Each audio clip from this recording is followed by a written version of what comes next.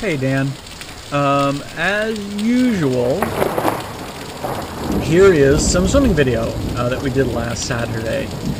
I'm not going to talk all swimming, just a little bit of swimming. So that's Kathy there on the left, that's Jerry there on the right, me in the middle, Glenn, some other people, Kat, yeah.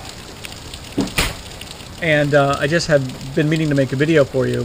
It should take me a while to voice over, so I actually came home for lunch. No, I didn't come home for lunch. I came home to find my wallet and thought, well, I'll just finish the video off. So, so this was this past Saturday. The water was 59.2 or 59.6 degrees. Anyway, 59 degrees. So not bad. You can stand in it. The only issue, as you can hear, was that it was, you know, raining and windy, and 46 degrees, 48 degrees. So it was 48 degrees outside, raining and windy. Oh, that's Harold. Hi, Harold. Anyway, pretty funny, but it was a good swim, and it's amazing the difference if you've gone out when it was 47 and then 57 last week and now 59 this week. It's amazing the difference it makes in your mental preparedness. So I ended up swimming back and forth, I think 4 times, so about 1,500 yards, maybe 1,300 yards. Anyway, it really wasn't bad. Again, if it oh man, I'm fast. If it had been even moderately warm, it would have made a big difference. Moderately warm outside, it would have made a big difference. So, so anyway, I wanted to talk about some things from your video, the trebuchet being first. That's really cool that Carew scaled that trebuchet up. I think he discovered some of the issues inherent with scaling the trebuchet up, is that it's not simply a matter of just scaling it up. It's the physics change with the dimensions. In fact, one of the things that when I was making the small one, when I was reading about people who've made them, was that they had real problems when they scaled it up, figuring out the correct ratio between counterweight, weight of the object being thrown, and the length of the sling, and it's just tricky. It's tricky to get that down exactly. The other issue is I'm going to Disneyland.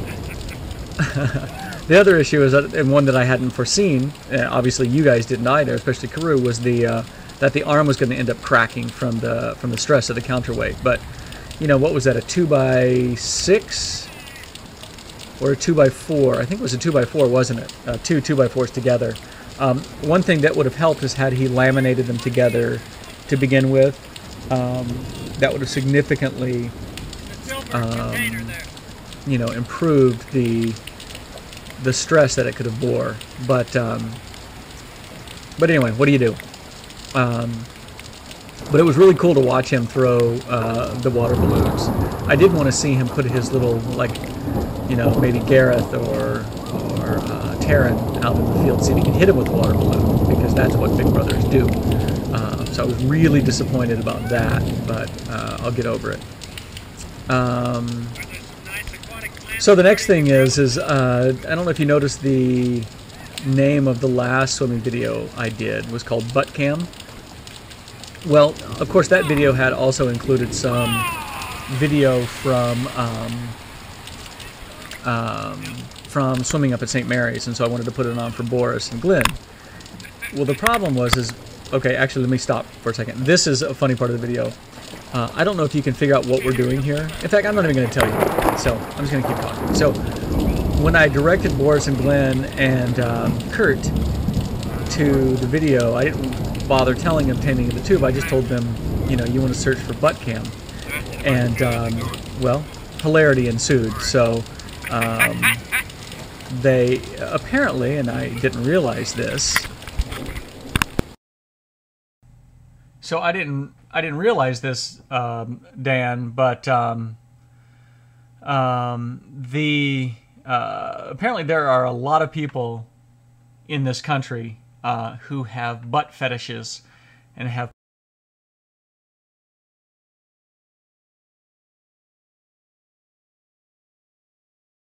of their recordings of people's butts. So anyway, I thought that was kind of funny. We'll see. I don't know how this video is going to turn out. I'm using a little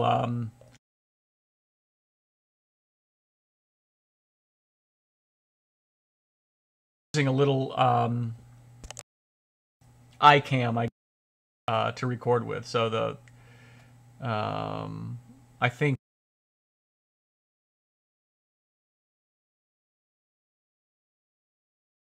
next thing, let's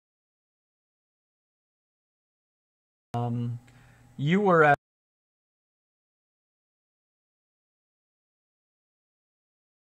it took me a little bit to figure it out, because when I was first looking at that bridge, and then the other bridge, and then there was that particular rock outcropping, and when you look down into the way that river jogs, and I knew that could have been like 3 different places, but given that particular formation, threw me off. I just assumed you were there early morning. So once I figured out that you weren't, and given the bridges and that bend in the river, if you don't know what I'm talking about, go back and watch it. Then I figured that must be Peter Skeen Ogden State Park. So they also have a Where Am I video to post. That will be, I'll probably put that up tomorrow morning, so you'll see it tomorrow night when you get home from work. Let's see, what else? My big news, we're increasing our prices. Virginia and I are gonna come in on Sunday. I'm gonna put all the new menu boards up, and then she's going to do all the data entry so that all the prices get updated in the point of sale systems. So other than that, I am swimming a lot. I'm really experimenting a lot with stroke technique. And I think next time I'm in the pool, maybe this Saturday morning, I'll bring the camera and I'll show what I'm talking about. But I'm trying to learn to swim better, if not faster. So I think that's all I've got. So I'm gonna let you go. I'm going to stop this, maybe. Trying to think of anything else. No, not really. So I guess from Winona, I am still dead.